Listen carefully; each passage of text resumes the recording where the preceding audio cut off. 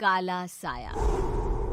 यूं तो बनारस घाट अपनी खूबसूरती के लिए बहुत प्रचलित है, पर घाट के किनारे कई राज लिए बैठे हैं।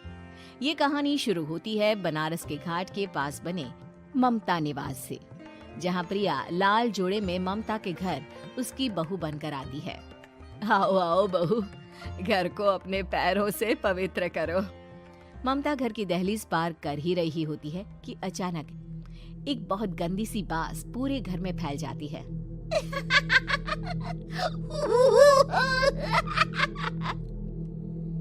ये बदबू और ये आवाजें, ये कौन हंस रहा है माँ?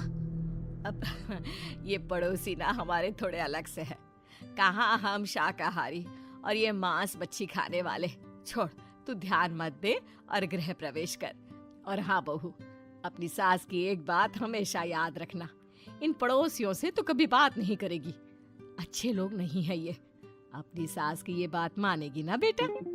हाँ माँ, जो आपकी मर्जी, मैं उनसे बात नहीं करूंगी। अगले दिन प्रिया अपनी पहली रसोई बनाने रसोई घर में जाती है। ये छोकी बात तो नाक में जा रही है। एक काम करती हूँ, खिड़की खोल देती हूँ। प्रिया खिड़की खोलने जाती है। इतने जाले, लगता है इस खिड़की को कभी खोला ही नहीं गया। पर ऐसा क्यों? ओह, नॉन वेज की स्मेल आती होगी ना। 2 मिनट के लिए खोल लेती हूँ, फिर बंद कर दूंगी। प्रिया खिड़की खोलती है। खिड़की खोलते ही उसकी नजर सामने वाले घर की खिड़की पर पड़ती है, जहाँ एक लड़की खड़ी होती है। हाथों में मेहंदी, लाल रंग की साड़ी, बिल्कुल सजी धजी, मानो प्रिया की तरह ही वो भी नई नवेली बहू हो। वो प्रिया को देखकर मुस्कुराती है। हे भगवान, माँ ने तो इनसे बात करने को मना किया था। प्रिया फौरन ही खिड़की बंद कर देती है और तवे पर चढ़े रोटी की ओर देखने लगती है, पर वहाँ रोटी न होकर मछली पड़ी होती है। ये क्या? पहली ही रसोई में इतनी बड़ी गलती! हे भगवान, अब मैं क्या करूं? प्रिया बहुत डर जाती है और फौरन रसोई की सफाई करने और फिर सभी के लिए खाना बनाने लग जाती है। जब वो सबको खाना परोसती है, सब तो ठीक है, मैं बेकार में चिंता कर रही थी। हे भगवान, ऐसे ही बस अपनी कृपा बनाए रखना। रात के वक्त जब सब सो रहे होते हैं, तब प्रिया को पायल की आवाज सुनाई देती है, जिससे उसकी आंख खुल जाती है। ये पायल की आवाज कहाँ से आ रही है? प्रिया उठकर उस आवाज के पीछे छत की सीढ़ियों तक जाती है। तभी उसे बच्चे के रोने की आवाज आती है। प्रिया छत पर जाती है तो क्या देखती है?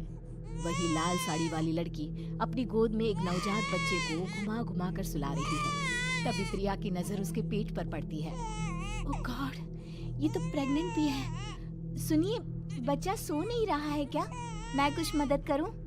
नहीं नहीं, आपके घर वालों को अच्छा नहीं लगेगा, मैं संभाल लूंगी। स्नेहा की गोद से बच्चा हाथ मारकर प्रिया की गोद में आने को छटपटाने लगता है। दोनों घर अगल बगल में बने होने के कारण प्रिया उस बच्चे को गोद में ले लेती है। प्रिया के पास आते ही वो सो जाता है। बच्चे का वो स्पर्श रात भर प्रिया भूल नहीं पाती और अगली सुबह वो छत पर कपड़े सुखा रही होती है। तभी उसे एक औरत इशारा करके बुलाती है। स्नेहा कह रही थी बाबू तुम्हारी गोद में आते ही सो गया। मैं गौरी, स्नेहा की माँ हूँ। बहू, घर आना, बाबू को खिला भी लेना। शाम को जब घर पर कोई नहीं रहता, बच्चे से मिलने के लिए प्रिया छिपकर अपनी पड़ोसन के घर चली जाती है और कुछ देर बच्चे को खिलाकर वापस लौट आती है।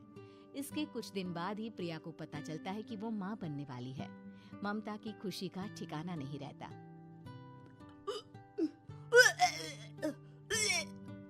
माँ जी, पता नहीं क्यों उल्टी आ रही है। प्रिया भागती हुई वॉशरूम में जाती है तो हरे और लाल रंग की उल्टी करती है। उस उल्टी में से कीड़े निकलते हैं। ये क्या? खून और ये कीड़े! माँ! माँ!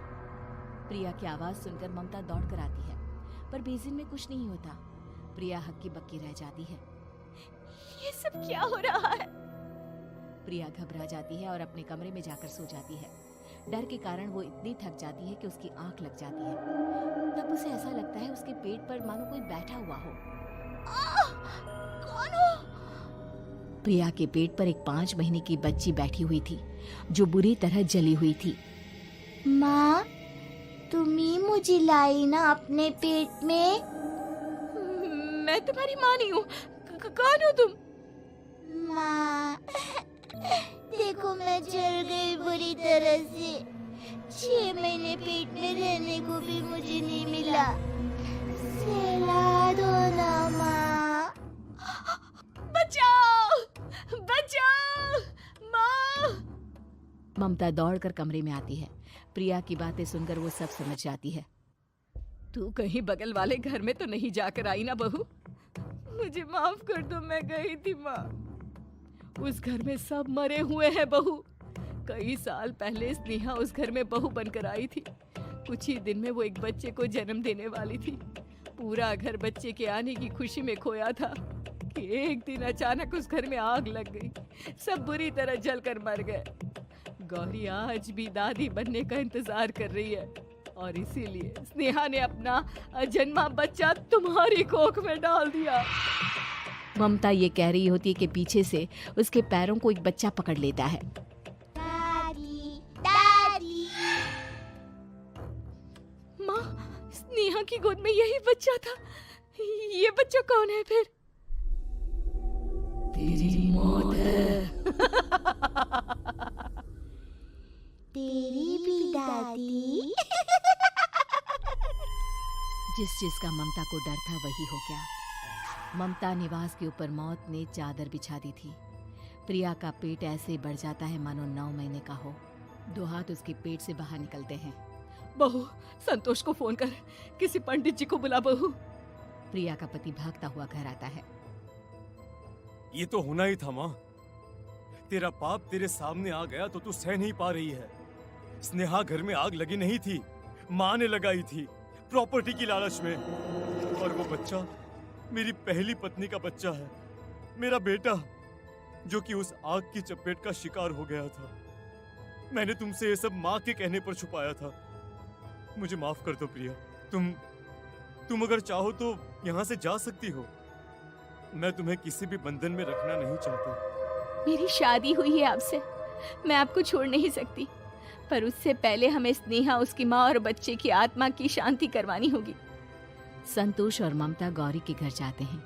अंदर सब कुछ जला हुआ होता है। जमीन पर जली हुई लाशें बिखरी हुई थी। ममता रो रो कर अपनी करने की माफी गौरी से मांगती है। प्रिया स्नेहा के घर वालों का अंतिम संस्कार करवा देती है और ममता निवास फिर से आत्माओं के साए से मुक्त हो जाता है।